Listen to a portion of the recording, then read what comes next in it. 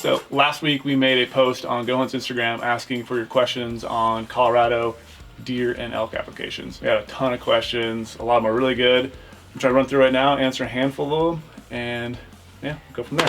So start off. Question is from Jazzu7. Hope I didn't murder that one. He asked, how common are whitetail deer in Colorado? Honestly, there's a decent population of whitetail in Colorado. The problem is a lot of them are going to be east of I-25, which is going to be a lot of private land issues you run into. So for a guy who's willing to maybe, pay a trespass fee or hire a guide, some great options there for whitetail. It's actually a really good potential for Colorado whitetail, but you have to get on this private land. There's also some over-the-counter opportunities for whitetail. You actually can pick them up as a second tag. So you could take a mule deer, if you draw a mule deer permit, and you can also buy an over-the-counter whitetail permit later for some later season dates. But again, private land issue you have to deal with. So navigate that, jump into our Insider, Filtering 2.0, and you can find some whitetail opportunities for you. All right, question 2 is from Ben Hegwood. Yeah, Ben Hegwood. He asks, non-resident hunter planning to hunt public lands, what units give a decent amount of tags to non-residents with 0 points during early archery? All right, great thing is Colorado's opportunity state. There's tons of elk opportunities, plethora of options for you. There are 58 over-the-counter archery units in Colorado that have 50% or higher public land percentage. Great opportunity for a guy to get out in Colorado and hunt. Another option is there are plenty of units you can also draw, 100% draw odds with a permit tag. And the great part about this is less people to compete with on a permit tag compared to over-the-counter tag. So again, go into Filtering 2.0, say if you want archery permit tag, crank your draw odds percent all the way to 100%, and you can see the options you can draw this year. But other than that, just pick up an over-the-counter tag and hit Colorado. Can't go wrong there. Next question is from the GRK89. Do you expect the license fees not being required when applying will greatly affect the draw odds for limited draw tags? For example, someone who normally doesn't decide until later in the year to do an OTC hunt will now put in for the limited draw tags. This is a big one. I 100% believe that draw odds are going to tank 3, 4, 5 years down the road for those easier draw units. You probably have a lot more people applying now. It's not going to impact the guys who have, a lot of points. So those tags will still get drawn where they get drawn. But for example, like Montana 2014 changed the draw system where you no longer have to front the fees for the moose, sheep, goat.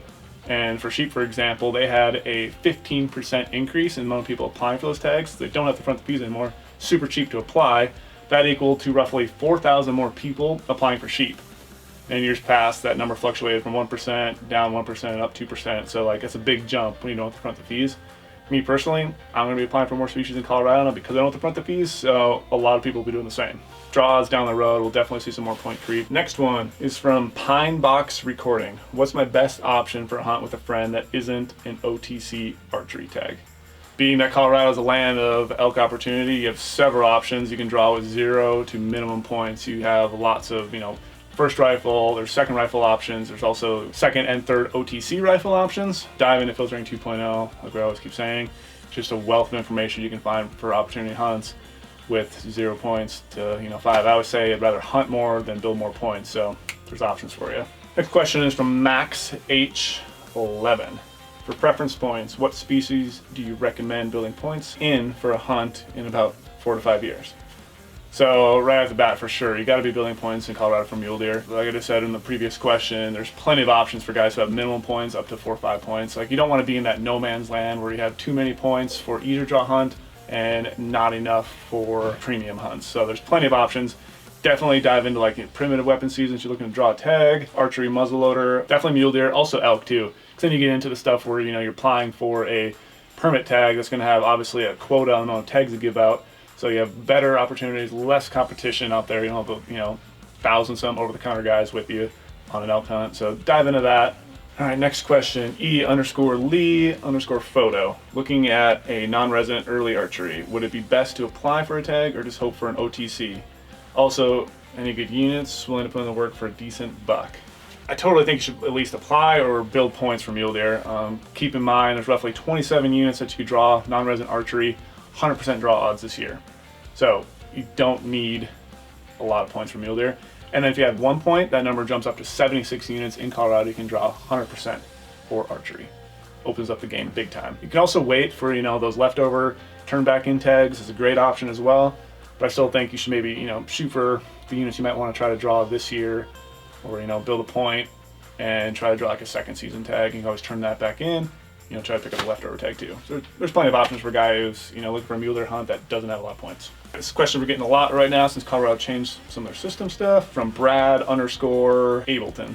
Hope I didn't destroy that last name. Is it true that if you buy a 2017 fishing license or small game license, Colorado will waive the $40 per species preference point cost? And yes, this is true. So if you had a license, that would definitely save you a lot of money. You can also buy a 2017 small game or fishing license up until March 31st, and it'll save you the cost of those preference points. Those licenses are $56. If you apply elk or deer, you'd save $24. If you apply for elk, deer, antelope, you'd save $64. It's an option for you to save those points. If you're just going to apply for like maybe one species, you're better off just paying that $40 preference point fee. But if you're going to apply for all of them, you could probably pick up a small game license right now for 2017 up until that March 31st. Next question is from Mitch24. Am I correct by gathering that Colorado does not draw random tags?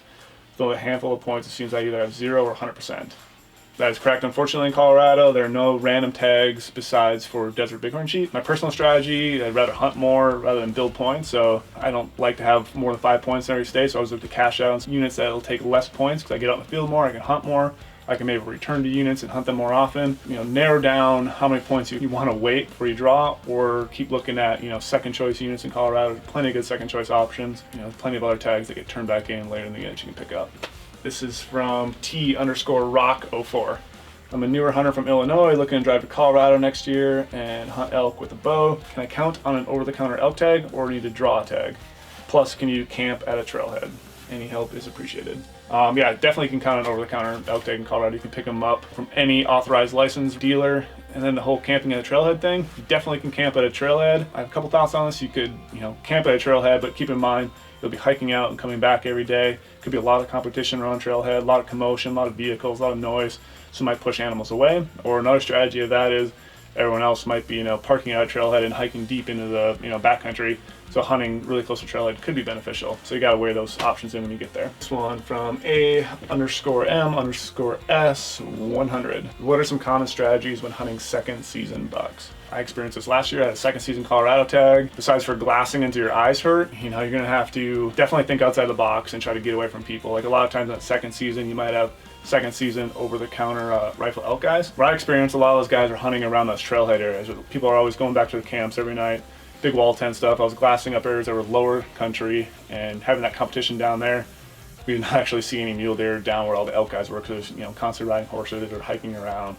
So don't be afraid to get deep in the backcountry in the second season. Deer are still up there, even with snowfall. They're still going to be in the backcountry. You know, tactic is just finding that timber that might be open enough to glass into, because bucks are going to be timbered up in second season, or, you know, even still hunting in second season. Just, you know, slowly walking through the timber, glassing everything, going really slow is another good tactic. This one is from Nick Grant 1127. His question: third or fourth season mule deer tag. My answer to this one's easy. Always a third season tag. I like 9 days of hunting compared to 5 days on a fourth season tag. A lot of times on a fourth season, you know, you could have a big snowstorm come in, could wreck, you know, 1 to 2 days of your hunt, and you're left with 3 days left to try to get it done. A lot of times too, bucks get pushed down, you know, to private land. And just third season tags are kind of easier to get. I don't want to build points up for a bunch of years and not hunt. I'd rather go hunting every year. This one's from Craig MCG12, I believe that is. If you have under 5 preference points, say 1 or 2, and you want to do an archery elk, does it make sense to go to a draw only or purchase an over-the-counter archery elk tag? I totally still think it makes sense to go into the draw. You can always try to draw an archery elk tag. Again, it's going to be permit controlled hunts, so you're going to have less competition. Some great options for you. Even, you know, again, jump to filter 2.0, enter your 1 to 2 preference points, crank that slider all the way up to 100% for draw odds as a non-resident. You'll see your options right away. Or always, you don't draw that tag, you know, you can always just bank on an over-the-counter tag later. All right, so that is Colorado, you know, elk deer application question and answers in a nutshell. For more information, definitely, you know, check out Insider. You have a plethora of tools on there: filtering 2.0, draw odds, show you all your over-the-counter opportunities, and then definitely dive into the application strategy articles. You know, our team, we spend a lot of time on those app strategy articles on showing you guys hidden opportunities in the state, you know, herd trends, you know, harvest data.